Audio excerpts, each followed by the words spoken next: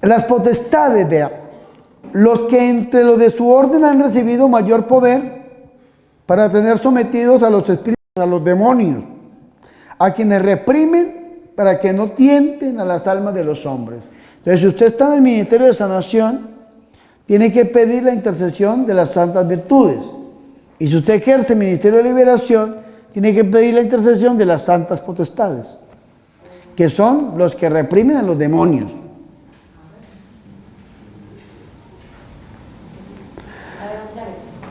Si usted está en el ministerio de sanación y usted va a pedir la intercesión, digamos, para orar por un enfermo, entonces usted dice, por intercesión de las santas virtudes, y en ese momento ora por el enfermo.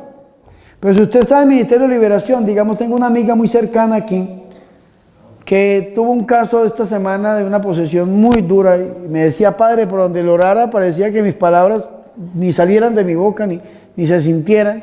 En ese momento hay que pedir intercesión, y la intercesión es de las santas potestades, que son los seres espirituales no corporales creados por Dios y dotados de inteligencia y voluntad, que Dios les ha dado la orden de reprimir a los demonios.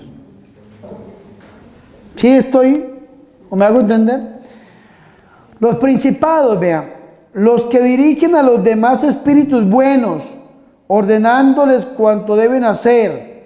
Estos son los que presiden en el cumplimiento de las divinas disposiciones.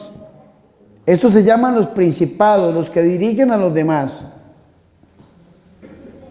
Las dominaciones, los que superan en poder incluso a los principados, porque presidir significa estar al frente, pero dominar significa tener sujetos a los demás. De manera que las milicias angélicas que sobresalen por su extraordinario poder, en cuanto tienen sujetos en obediencia a los demás, se les llaman dominaciones. Tronos, aquellos ángeles en los que Dios omnipotente preside el cumplimiento de sus decretos. Como en nuestra lengua llamamos tronos a los asientos, reciben el nombre de tronos de Dios los que están tan llenos de la gracia divina que en ellos se sienta Dios y por medio de ellos decreta sus disposiciones. Y eso lo vemos nosotros en las artes, en los pintores. Cada vez que representamos a Dios hay una cantidad de angelitos alrededor del Señor donde Dios está. A eso le llamamos tronos. Querubines son llamados también plenitud de ciencia y son excelsos ejércitos de ángeles. Son denominados querubines porque cuanto más de cerca contemplan la claridad de Dios, tanto más repletos están de una ciencia más perfecta. Y así, en cuanto es posible a unas criaturas, saben más perfectamente todas las cosas, en cuanto que por su dignidad ven de modo más claro al Creador. Estos son los querubines. Es decir, si usted quiere dedicarse a la enseñanza, a la sabiduría, pida la intercesión de los santos querubines.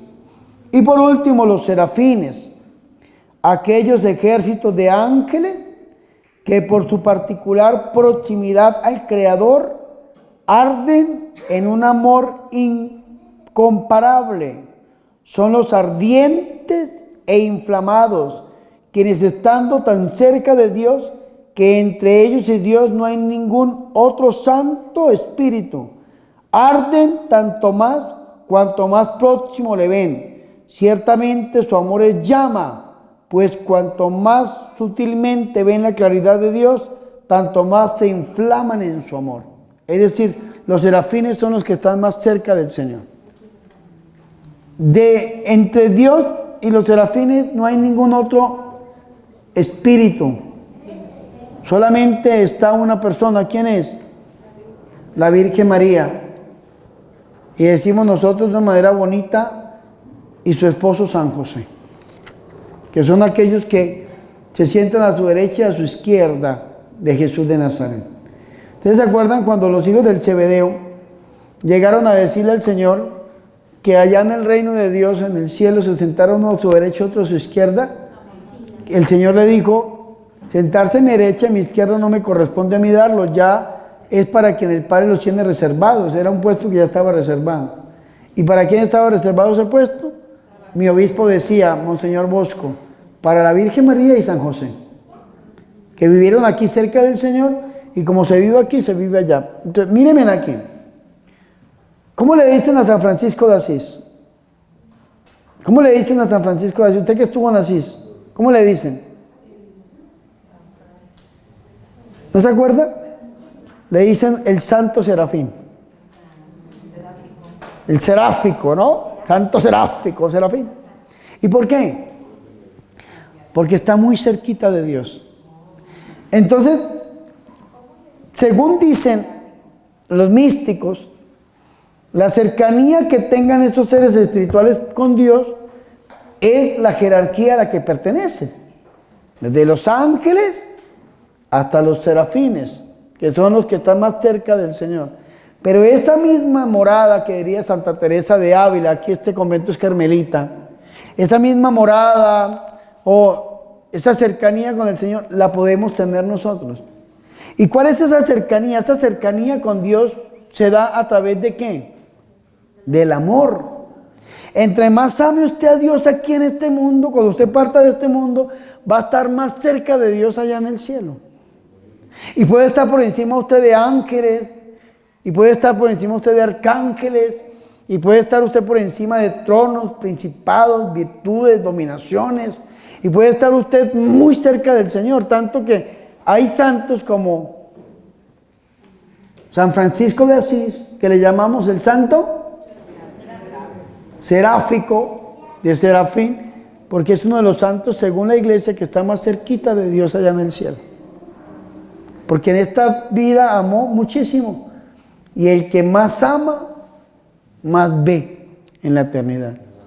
Eso mismo pasa con los demonios. Pero el demonio, el poder que tiene el demonio es por el odio. Entre más odió, entre más renegó, más poder tiene aquí, porque más odia a los hombres y más daño le quiere hacer a los hombres. Y entonces esa es la jerarquía. De todas estas jerarquías que hemos leído, de todas estas jerarquías cayeron demonios. Desde simples ángeles, demonios pequeños, y los vemos a veces representados en gnomos, en hadas, duendes, demonios de menor categoría, hasta demonios bíblicos. Los demonios de la más alta categoría son los que aparecen en la Biblia. Que Dios los salte y los reprenda: Satanás, Lucifer, Belcebú, Asmodeo, Leviatán. Son los demonios bíblicos. Y hay demonios en la historia que aparecen los nombres, como Mefistófeles, un ejemplo. En el libro del infierno de Fausto aparece un demonio llamado Mefistófeles, y existe. Demonio de cáncer, que trabaja con Lucifer, con Belial, para traer enfermedad y muerte. Y existen, y hay demonios que han estado en las culturas. Hay nombres de demonios que nos vienen a nosotros por los griegos. Hay nombres de demonios por los romanos. Todos los dioses paganos por lo general eran demonios que llevaban a la gente que los adoraran. O usted aquí tienen en México la serpiente esta, ¿cómo se llama? ¿Qué? ¿Quetzalcóatl? Bueno, a ese demonio que Dios lo reprende. Es un demonio que veía sacrificios humanos y todo. Yo no conozco mucho de la historia, pero sé que era como una serpiente emplumada que pedía sacrificios humanos, un demonio. Y fue lo que vino a destruir la Virgen de Guadalupe. Fue lo que vino a arrancar la Virgen de Guadalupe. Y dicen que cada vez que en México se hace un aborto, entonces se suelta un demonio en contra de México que va dándole más poder a este ser que pide sacrificios humanos a través del aborto. Y vea que yo tengo un sacerdote que hizo un estudio del misterio guadalupano y me llevó muy cerca del cuadro y le tomó una foto y la amplió. Al cuadro, a mano izquierda, abajo, en la parte inferior del cuadro, está apareciendo ese demonio ahí. ¿Y por qué? Porque a los pies de la Virgen de Guadalupe está aplastado el demonio. Pero también en un exorcismo, el demonio dijo que él quería desplazar a la Virgen de Guadalupe de los altares católicos y quedarse la muerte, quedarse el demonio. Y es lo que lo está logrando el diablo. Mexicanos, abran los ojos. El diablo se les está metiendo por el Día de los Muertos. Y los altares, yo hoy caminé por muchas ciudades aquí donde estaba y no vi un altar con la imagen de la Virgen de Guadalupe. Todos los altares de la muerte tienen la calaca. Y el demonio dijo, voy a desplazar a la Virgen de Guadalupe, a la guadalupana, y me voy a poner yo en los altares católicos. Y están quitando a la Virgen para poner la muerte. ¡Ay, padre! Claro que sí. ¡Ay, que eso es prehispánico! Mentira del diablo. Le metieron un golazo a los mexicanos con el Día de los Muertos. Satanismo contemporáneo, 30 de abril del año 1969, fundó el satanismo contemporáneo y dijo, le doy gracias a los padres cristianos por permitirme que sus hijos adoren conmigo al diablo al menos una vez al día en el año. Un día al año, cada vez que los disfrazan en Halloween, sus hijos adoran conmigo al diablo y les doy gracias a los padres cristianos por disfrazar a sus hijos. Y vea qué terrible esto. En un exorcismo el diablo dijo, la muerte dijo, tengo que desplazar a la guadalupana y quedarme yo en los altares satánicos. Y le metieron un golazo. ¿Cuál es el altar tradicional de los difuntos? Claro, la rosita amarilla, la decoración, pero era la Virgen de Guadalupe, la que estaba ahí con la fotografía de sus difuntos. Ahorita ponen la calaca y le ponen comida y le ponen una serie de cosas y están invocando demonios. Perdónenme, hermanos mexicanos, línchenme, échenme de aquí como lo hizo el cardenal o el que sea, sáquenme. Pero les metieron un golazo. Y ustedes están dándole culto a la muerte indirectamente. Y cuando ustedes hablan de los pactos, hay pactos directos, indirectos, conscientes o inconscientes, totales o parciales. Y el mexicano está pactando con la muerte. ¿Y sabe qué es lo peor? Que son hogares católicos. ¿Qué son qué? ¿Hogares católicos? Que hay mucho culto a la, pseudo Santa Muerte. Sí, pero la muerte se le está metiendo no solamente de frente con la Santa Muerte. Hoy pasamos con mi hermano al frente de una capilla y yo cuando vi la capillita pensé en signarme o persignarme, porque dije una capilla, cuando volteamos a ver, estaba ya la muerte. Roja. Terrible, terrible, terrible. No solamente lo que llaman la Santa Muerte, no solamente eso, sino que toda manifestación de la muerte. Todo, de metieron un golazo mexicanos. Los niños disfrazados de muerte. Y eso a raíz de la película de Coco también. No solamente la película de Coco. Creo que era un político que se llamaba José Guadalupe Posada, el que por primera vez puso una imagen de la calaca, pero era una visión política donde decía que el pueblo mexicano se estaba muriendo de hambre. Y eso se les ha ido metiendo y metiendo y metiendo y metiendo y metiendo hasta el punto en que usted hoy desplaza a la Virgen de Guadalupe por poner la muerte. Tienen que abrir los ojos. Es bueno orar por nuestros difuntos, claro que es bueno hacerlo. Hoy nos hemos reunido, hoy es día de la conmemoración de los difuntos y hemos orado por nuestros difuntos. Pero una cosa es orar por los difuntos y otra cosa es darle culto a la muerte. Entonces la comida que le ponen en los altares no es bien, no está bien. No, le pone comida a los altares, eso no es católico, madre. Eso es una superstición irrisoria ahí, toda malsana.